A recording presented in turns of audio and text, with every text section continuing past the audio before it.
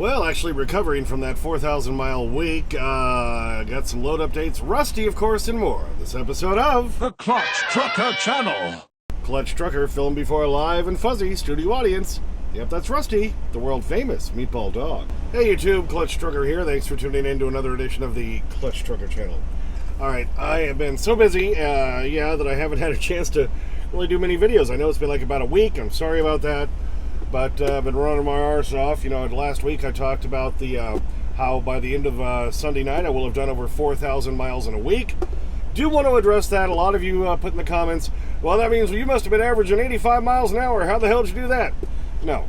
Quick math, 7 days, 7 full days at over 4,000 miles is about 571 miles a day. That is very doable every day. Now, you don't have much hours left.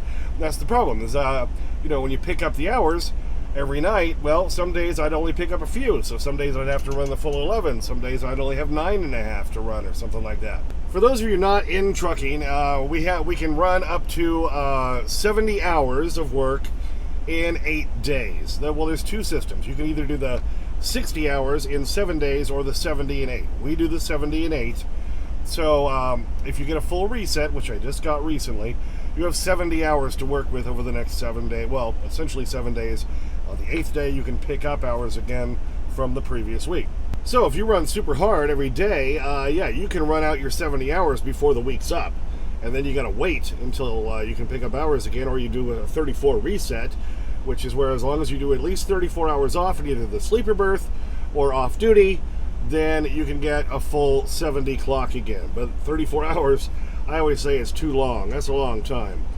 But anyway, I got one of those this week. I'll give you a quick shot here of the E-log thing so you can see what I'm talking about. Okay, this is Saturday night. You can see right there, I ran out my shift. It's already over.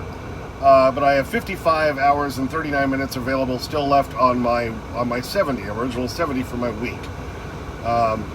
And I can show you how you can see what hours you might be picking up. See, if I scroll down on that, you can see last Sunday I did 7.78 hours, Monday I did 5.9, and now if you're doing recaps, as we call them, and you didn't get a 34, but you can see I did get one right there, a 34-hour reset, then you will pick up, so say it's Sunday night, then look at the previous Sunday, then at midnight you would pick up that 7.78 hours.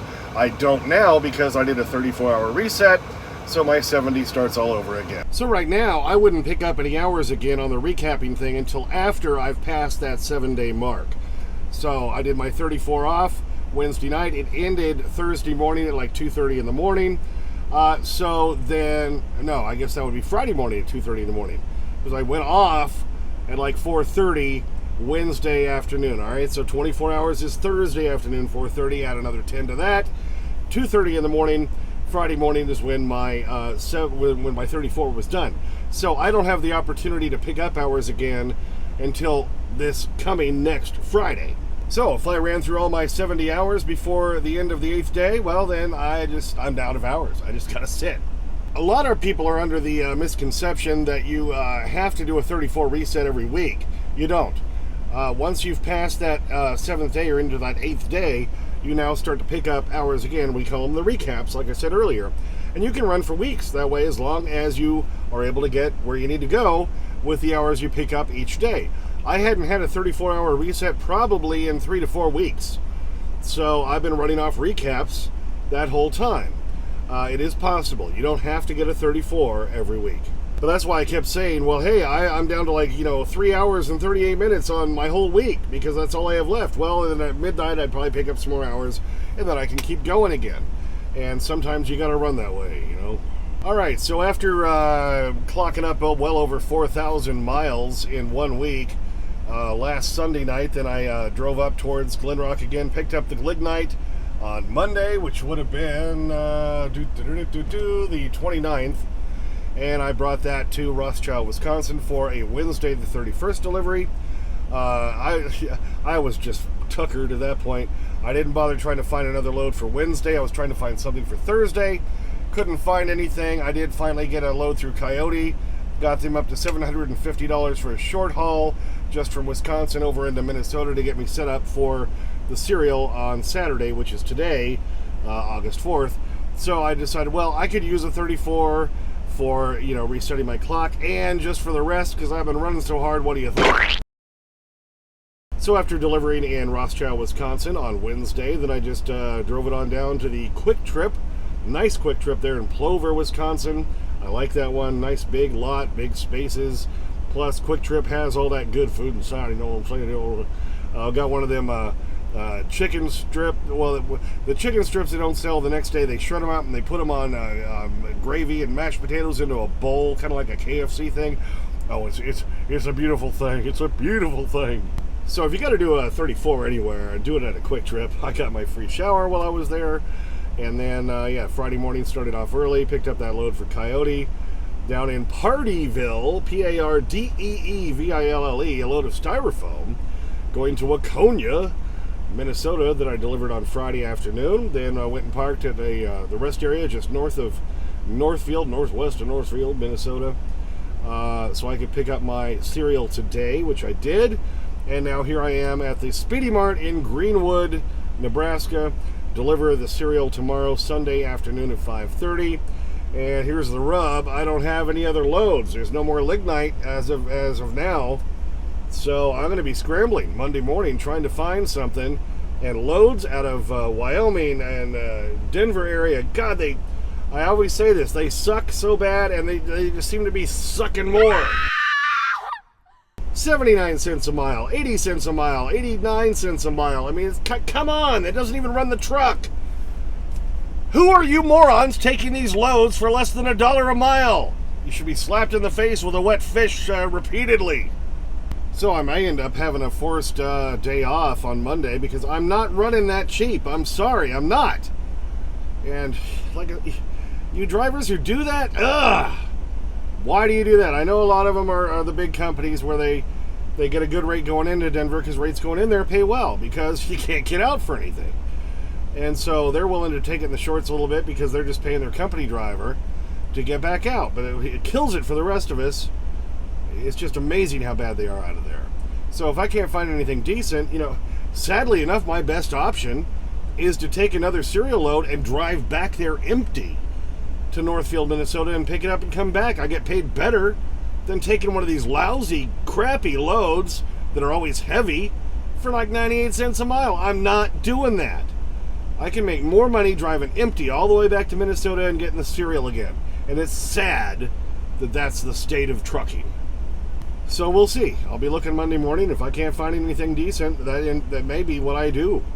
Or I may just take the day off and get some more stuff done on this truck. I'm still trying to get used to the newer truck, and I did order a new George Foreman grill. I'll show you a picture here.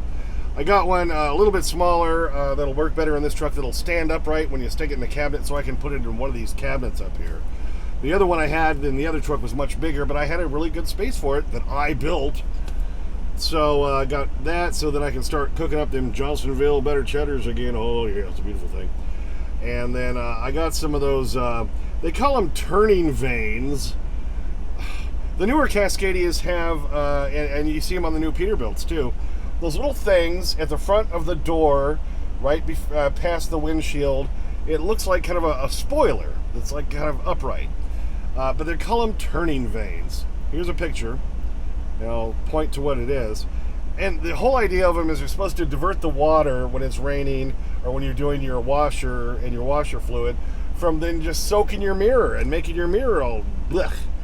And that's one thing I found in this newer Cascadia. Well, I had the same problem on the Coronado. You do the washer fluid, or if it's raining, it just gets all over your mirror and mucks it up. Well, these are supposed to stop that. So you can get them for this model truck because the 2018 through the 2024 Cascadias are all the same. It's just, I think they only started putting those on around the 2020 model year. So, but you can get them for this one. You just got to drill the holes yourself and put them on. So I ordered them from Floyd's. My wife picked them up for me.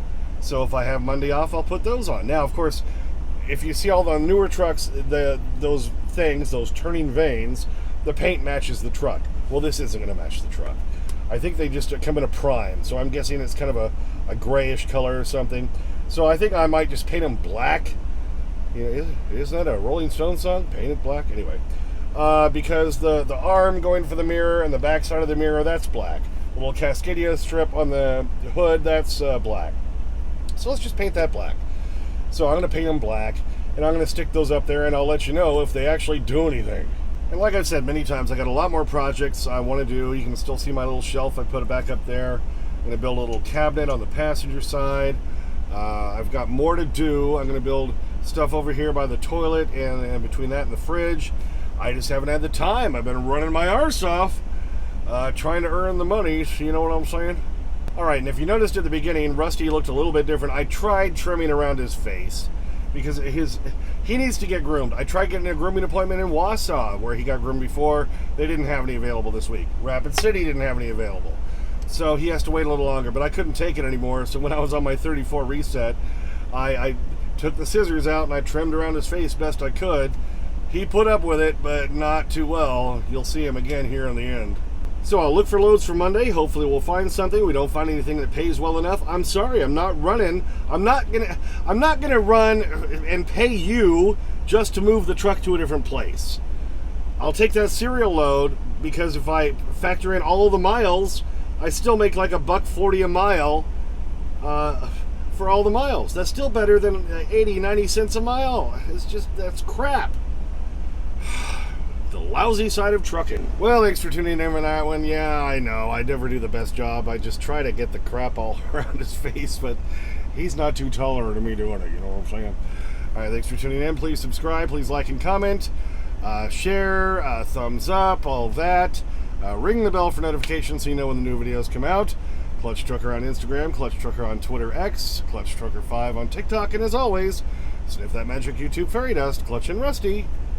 Out. Do you know how fast you were going? Sorry, officer. No, I was just talking to my friend here about that, and you know, since we have a melted speedometer, yeah, I have no way of knowing actually how fast we were going. 78 miles an hour. Whew. Well, yeah.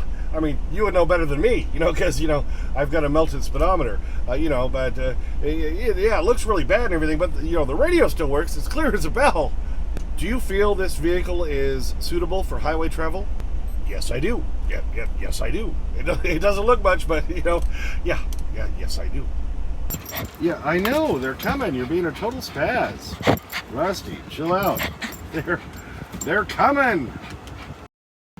All right, Mr. Spaz-a-lot. There you go. Yeah, you try not biting my fingers. Gosh. Little overzealous there, Mr. Dog. Yeah, I know. It's been a few days. Well, you've had them in between, but it seems more fun after we do the video parts, right? There you go. Happy dog, loving his bacon strips. He's loving his bacon strips. Sometimes it gets too fast and it starts to cough. He loves them bacon strips. All right, happy dog look.